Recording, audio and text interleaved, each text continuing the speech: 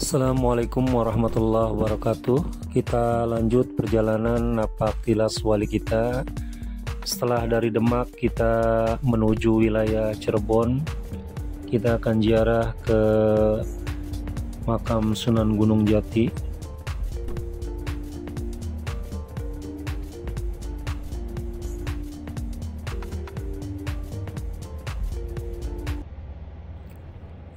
Kerajaan Cirebon merupakan sebuah kerajaan bercorak Islam ternama yang berasal dari Jawa Barat. Kesultanan Cirebon berdiri pada abad ke-15 dan 16 Masehi. Kesultanan Cirebon juga merupakan pangkalan penting yang menghubungkan jalur perdagangan antar pulau. Kesultanan Cirebon berlokasi di pantai utara Pulau Jawa yang menjadi perbatasan antara wilayah Jawa Tengah dan Jawa Barat. Ini membuat Kesultanan Cirebon menjadi pelabuhan sekaligus jembatan antara dua kebudayaan, yaitu budaya Jawa dan Sunda.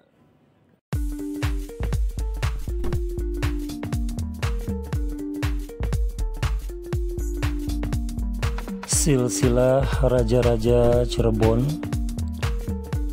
Pangeran Cakrabuana merupakan keturunan dari Kerajaan Pajajaran. Ia adalah putra pertama dari Sri Baduga Maharaja Prabu Siliwangi dan istri pertamanya yang bernama Subang Larang. Putri Kegedetapa, Raden Walangsungsang atau Pangeran Cakrabuana memiliki dua orang saudara kandung, yaitu Nyai Rara Santang dan Raden Kian Santang. Sebagai anak laki-laki tertua, seharusnya ia berhak atas tata kerajaan Pajajaran. Namun karena ia memeluk agama Islam yang diturunkan oleh ibunya, posisi sebagai putra mahkota akhirnya digantikan oleh adiknya Prabu Surawisesa, anak laki-laki dari Prabu Siliwangi, dan istri keduanya yang bernama Nyai Centring Manikmayang. Dikarenakan pada saat itu ajaran agama mayoritas kerajaan Pajajaran adalah Sunda Wiwitan, Pangeran Walangsungsang akhirnya membuat sebuah pedukuhan di daerah Kebon Pesisir dan beliau mendirikan Kuta Kosot atau susunan tembok bata merah, membuat Dalam Agung Pakungwati, serta membentuk pemerintahan di Cirebon pada tahun 1430 Masehi. Alhamdulillah kita sudah sampai di makam Sunan Gunung Jati. Bisa dilihat areanya di sini di pintu kaki Budak.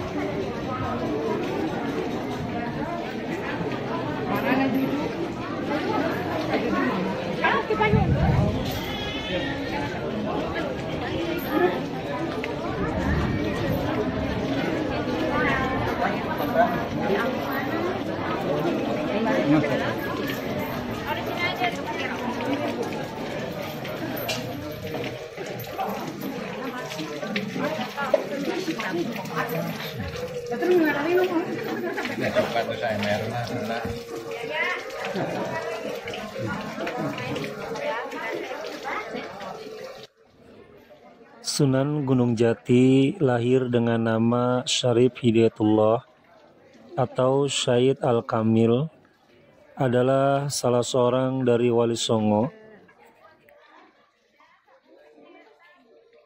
Ia dilahirkan tahun 1448 Masehi dari pasangan Syarif Abdullah Umdatuddin bin Ali Nurul Alam dan Nyai Rara Santang, putri Sri Baduga Maharaja Prabu Siliwangi dari Kerajaan Pajajaran.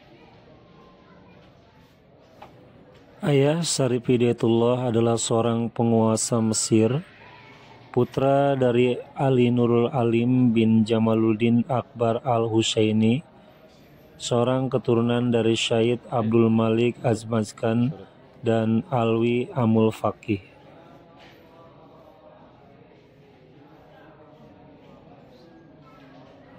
Syarif Hidayatullah sampai di Cirebon pada tahun 1470 Masehi, yang kemudian dengan dukungan Kesultanan Demak dan Pangeran Walangsungsang atau Pangeran Cakrabuana, Tumenggung Cirebon pertama sekaligus uak dari Syarif Hidayatullah dari pihak ibu,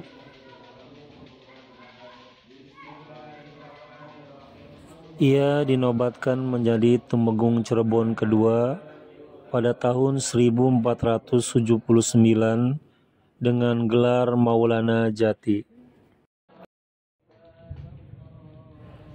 Di Cirebon, Sunan Gunung Jati menikah dengan Nyai Ratu Pakungwati yang merupakan putri Pangeran Cakrabuana, penguasa Cirebon.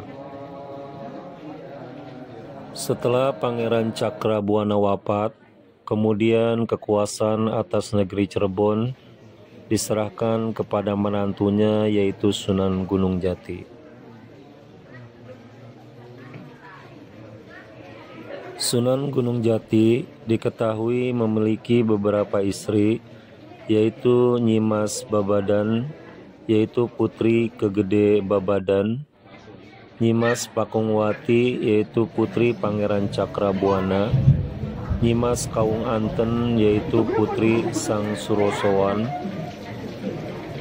Nyimas Rara Jati, Syarifah Baghdad, yaitu putri Kegede Jati, dan Ong Tin, yaitu putri Cina yang berganti nama menjadi Rara Sumanding.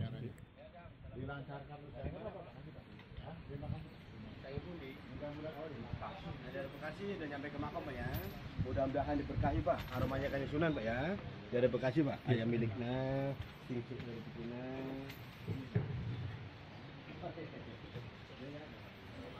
Ada 9 pintu yang terdapat dalam makam Sunan Gunung Jati.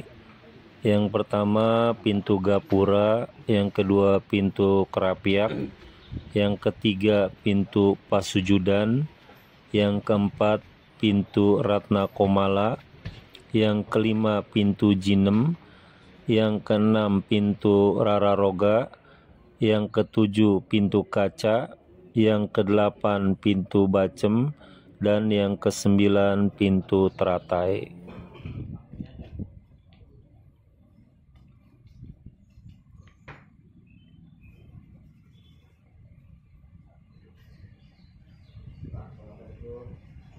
Para penziarah di makam Sunan Gunung Jati hanya diperkenankan sampai di batas pintu Serambi Muka yang pada waktu-waktu tertentu dibuka. Untuk para pengunjung dan penziarah hanya diperbolehkan sampai pada pintu kelima, karena setelah pintu kelima hanya diperbolehkan untuk kalangan keturunan Sunan Gunung Jati.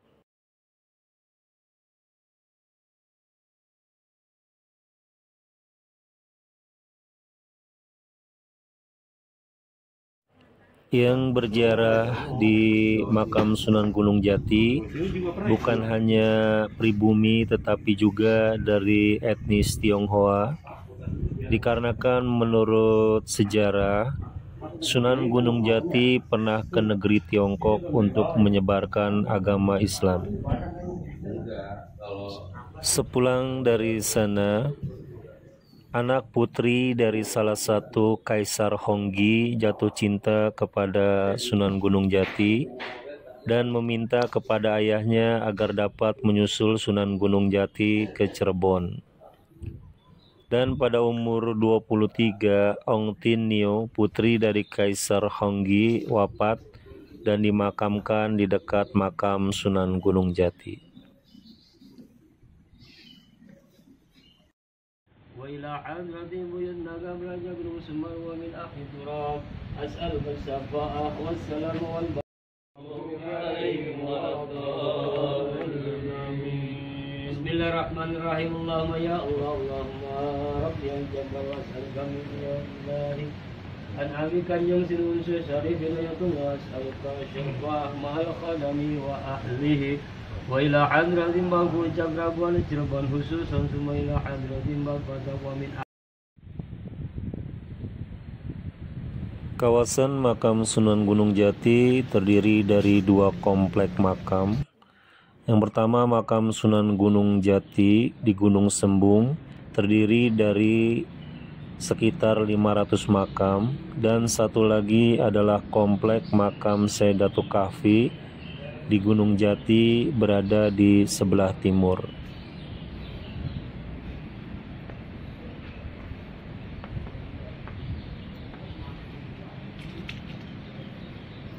Sunan Gunung Jati sendiri adalah seorang ulama yang mahir dalam bahasa, kedokteran, politik, dan pendidikan.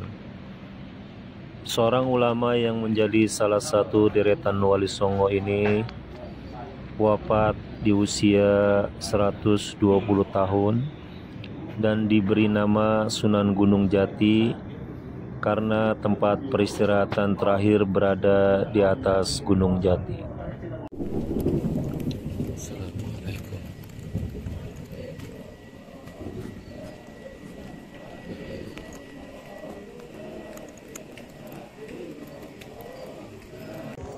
Menuju makam Sunan Gunung Jati.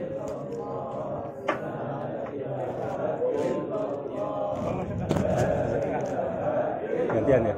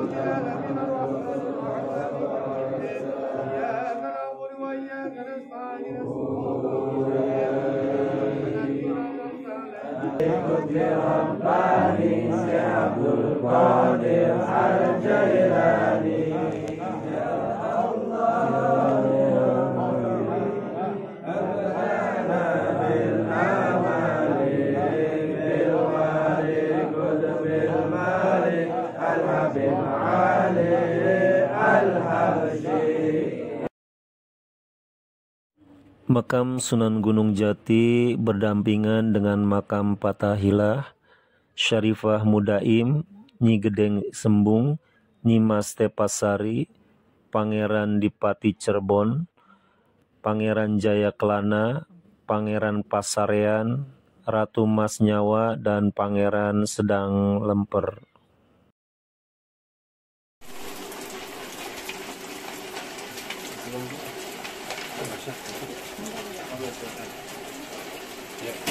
Gimana? Alhamdulillah Wawancara dengan Sunan Gunung Jati. Alhamdulillah ya Allah. Lancar, mantap. Alhamdulillah.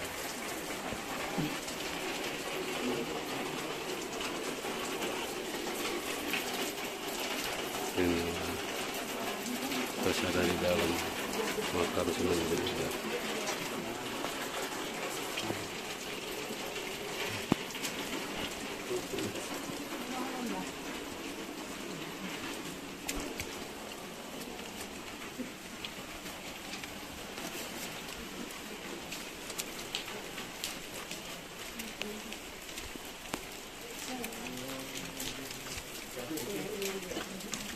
Terima kasih.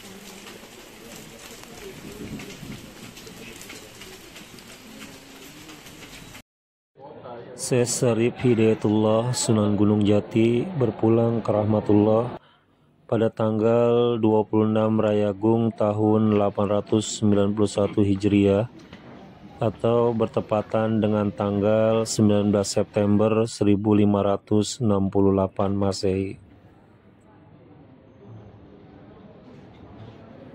Kepemimpinan Cirebon dipegang sementara oleh Fatahillah selama 2 tahun antara tahun 1568 sampai ia wafat di tahun 1570 Masehi. Tahta Cirebon lalu diwarisi oleh cicitnya, Jainul Arifin, yang naik tahta di usia 23 tahun dengan gelar Panembahan Ratu.